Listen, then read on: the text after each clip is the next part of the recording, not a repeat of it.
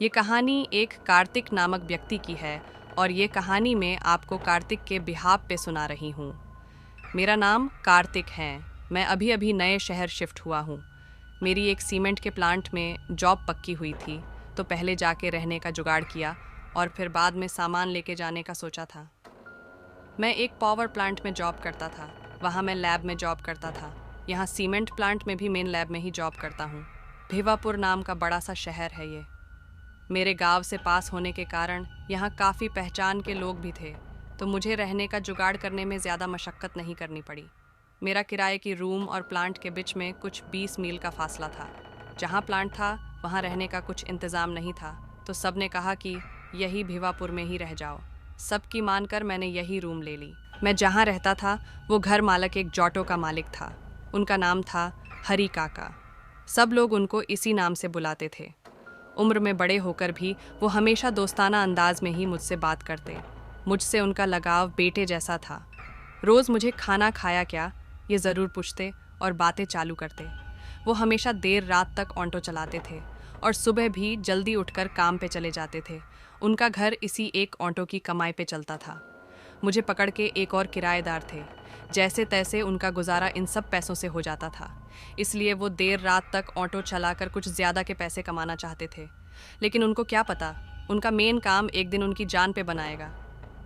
मुझे हरी काका के यहाँ रहने आए कुछ 6 महीने हो गए थे। मेरा प्लांट का काम भी ठीक चल रहा था। मैं जहाँ रहता था उसके पास से हाईवे जाती थी। सबका कहना था कि उस चौराहे पर बहुत बार एक्सीडेंट से लोगों की जानें गई है। रात को मैं भी आता था प्लांट से। मुझे भी हरी काका ने आगाह किया था। मैंने उनसे यूं ही पूछ लिया, हरी काका वहाँ क्या है ऐसा, कुछ भूतों की बात है क्या? हाँ कार्तिक बेटे, वहाँ बहुत सालों से ये जो पुल बना है ना, सुना है ये जब बन रहा था तब कई लोगों की इसमें बलि दी गई थी, जब वही यहाँ मौत का तांडव कर रहे हैं, काका ने समझाते हुए कहा। मैं थोड़ा डर गया। मुझे सहमा सा देख काका बोले, अरे डरो नहीं बेटा, यहाँ घर में कोई टेंशन लेने की ज़रूरत नहीं है। मैं इतने सालों से ऑटो चला रहा हूँ, मुझे तो कोई भूत नहीं दिखा। हमारी बात हुए अभी कुछ ही दिन हुए थे कि उस चौराहे के पास फिर एक एक्सीडेंट हो गया। समझ नहीं आया कैसे। जब सब लोग देखने गए तो मैं भी साथ में चला गया।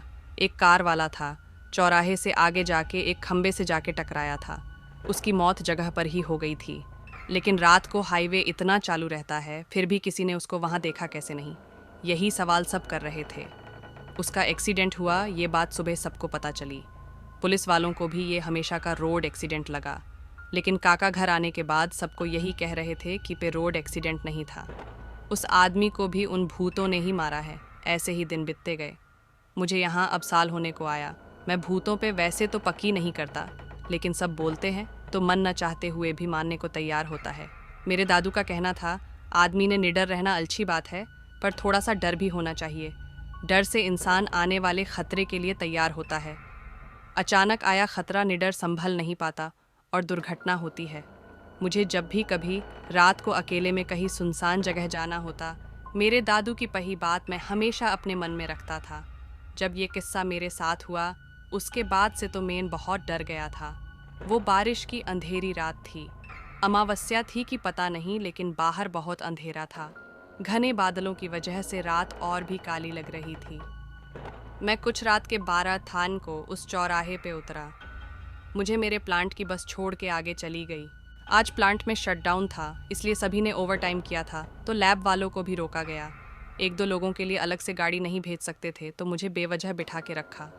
बारिश बहुत हो रही थी, छाता नहीं था मेरे पास। भीगते हुए जा रहा था। घर उस चौराहे से कुछ 20 मिनट की दूरी पर था। मैं बिना पीछे देखे जल्दी घर जाने के लिए चल रहा था। चौराहा पीछे रह गया, लेकिन ऐसा लगा कि चौराहे से मेरे पीछे कोई चल रहा है। पीछे मुड़ने की मेरी इच्छा थी, पर मुड़ नहीं पाया। बस चल रहा था मैं। ऐसे लग रहा था कि अभी घर जा जाएगा, लेकिन मैं पहुंच नहीं पा रहा था। घर सामने दिख रहा था, लेकिन क्या हो गया था मुझे? मैं घूम ही रहा था। मुझे समझ रहा था कि कुछ तो हुआ है मुझे, लेकिन इसमें से मैं बाहर निकल नहीं पा रहा था। मेरे पीछे से कोड मुझे धकेल रहा था। मैं हर जाऊंगा पीछे देख के, इसलिए मुड़ के देखने की हिम्मत नहीं थी मुझ में। अब मैं थक चुका था, चलना नहीं हो रहा था। जब वो मुझे खींच के लेके जा रहा था, मैं खुद को उससे छुड़ा नहीं पा रहा था कि अचानक एक ट्राली वाला मेरे पास से हॉर्न मारते हुए गया। लगा मैं जैसे सपने से जाग गया। बारिश भी रुक गई थी और मैं एक जगह रुक गया। अब मेरे आसपास कोई आहट नहीं थी। घड़ी देखी तो सुबह के 4 बज रहे थे। मैं अब और नहीं चलना चाहता था। वहीं बैठ गया, सुबह का इंतज़ार करने लगा। जैसे ही थोड़ा उजाला हुआ, देखा मेरा घर सामने ही था। पता नहीं मैं कहाँ घूम रहा था और मेरे पीछे कौन पड़ा था। रूम पे जाने के बाद मैं सीधा अंदर जाके कपड़े बदल कर सो गया। डर की वजह से मुझे बुखार हो गया था। हरी काका रूम में आए, खैरियत पूछी। उनको मैंने सब बता दिया। उन्होंने समझाया कि शायद कोई प्रेतात्मा पीछे पड़ी होगी। उन्होंने आगे कहा कि मैंने ऐसा भी सुना है कि ये आत्मा पीछा करके थका देती है, बाद में अगर कोई पीछे मुड़ के देखे तो उसको अपने वश में कर लेती है, फिर वो उस पे हावी हो जाती है। मैंने कहा, हरी काका, मैं आखिर तक पीछे नहीं हटा, लेकिन मुझे अब बहुत डर लग रहा है।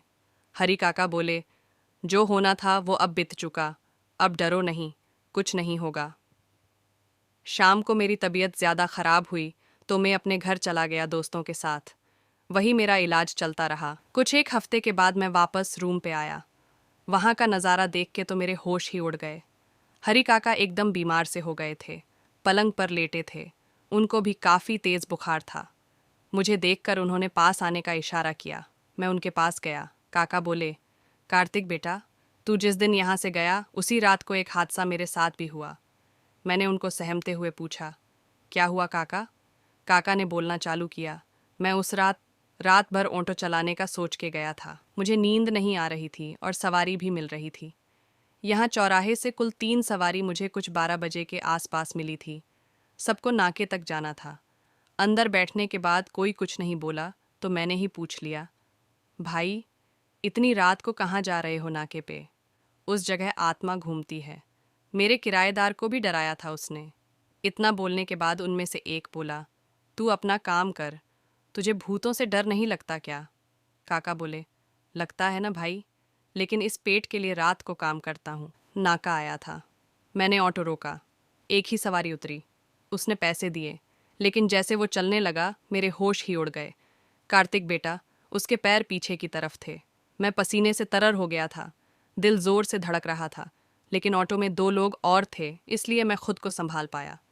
मैंने बाकी 2 सवारी से कहा, देखो भाई, उसका पैर देखो, दोनों उलटे हैं। वो क्या था? तुम्हारे साथ बैठा था, कोई भूत था क्या? इतने में दोनों सवारी जोर से हंसने लगे। दोनों की आंखें खून की तरह लाल हो गई थीं। उनमें से एक ने कहा, हमारे कौन से सीधे हैं देख, उनके भी पैर उलटे थे। बस इतना ही याद है मुझे। आगे क्या हुआ पता नहीं। घर वाले कहते हैं कि मैं वहाँ बेहोश था ऑटो में। लोगों ने मुझे घर लाया। मैं सुन्न सा रह गया। ये सब हमारे साथ ऐसे कैसे हुआ समझ नहीं पाया। मैं रूम में गया और प्लांट जाने की तैयारी करने लगा। आज भी मुझे रात होने वाली थी। डर तो था, लेकिन काम था तो करना ही था। मैं काका को मिलके चला गया। उस दिन के बाद से काका कभी ठीक नहीं हुए।